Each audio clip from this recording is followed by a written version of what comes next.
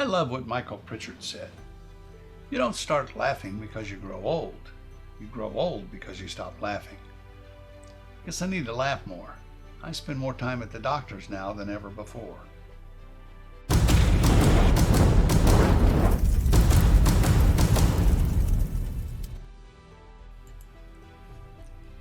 Greetings. Welcome to another edition of the Endtime Prepper, the daily broadcast warning you to prepare for difficult times and sharing the wisdom, knowledge, and understanding of God and His Word that I've been given over the last 30 plus years of walking and talking with God.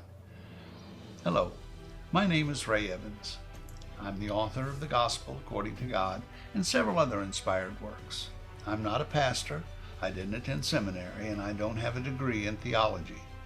I committed my life to serving God after a Damascus Road experience in 1987. Now today on the Endtime Prepper, we're going to lighten things up a bit.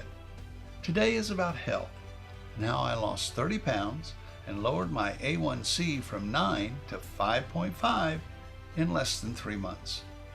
And if you're interested in knowing how, stick around. Oh, before I forget, if you're new to the broadcast, subscribe. Tell all your friends and loved ones about us.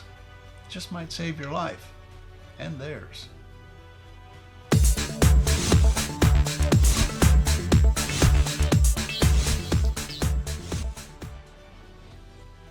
There are those who say visiting a doctor is a lack of faith.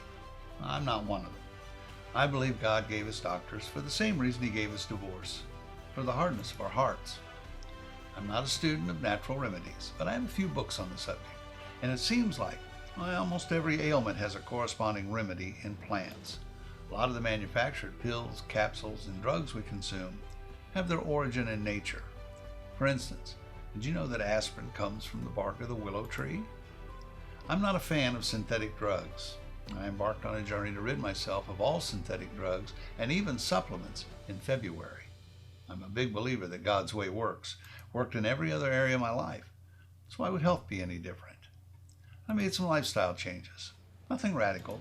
I didn't become a vegetarian, but I did adopt a low-carb lifestyle.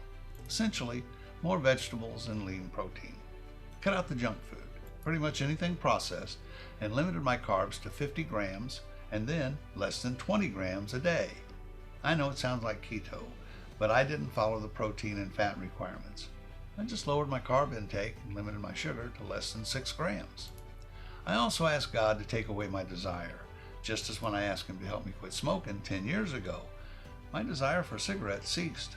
That did my desire for a Twinkie. No problem, cold turkey. A lot of people say it's too hard. Well, trust me, there's nothing too hard for God. I'm happy to report that I've lost 30 pounds. My A1C plummeted from 9 to 5.5 in less than 3 months, so I no longer need drugs to control diabetes. I also got permission to stop taking simvastatin and cut my metoprolol in half. I don't need it, but you have to be weaned off metoprolol. You can't just stop taking it. I expect to stop taking metoprolol after my next visit in 3 months. It's amazing. When you limit carbs and sugar, you drastically reduce calories. Not food, just calories. And that leads to weight loss. Not only did my A1C drop to normal, my BMI, that's body mass index, went from overweight to normal.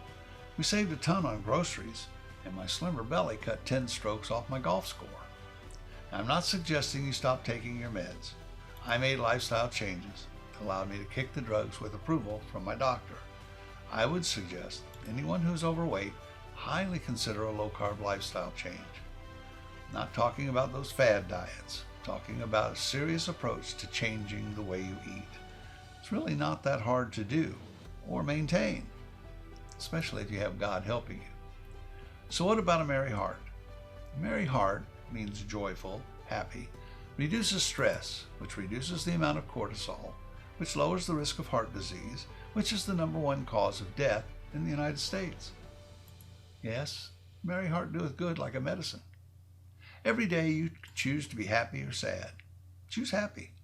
What is it they say? Today is the first day of the rest of your life. You can't change the world, but you can change your world. All it takes is desire and commitment and someone to show you the way. My name is Ray Evans, and I know the way, the truth, and the life. If you want to know the way, subscribe to our broadcast. Now tomorrow in the Endtime Prepper, I'm going to divulge my testimony, how I came to know Jesus. You might find it interesting. So tune in tomorrow. Until then, may God richly bless you on your journey through life.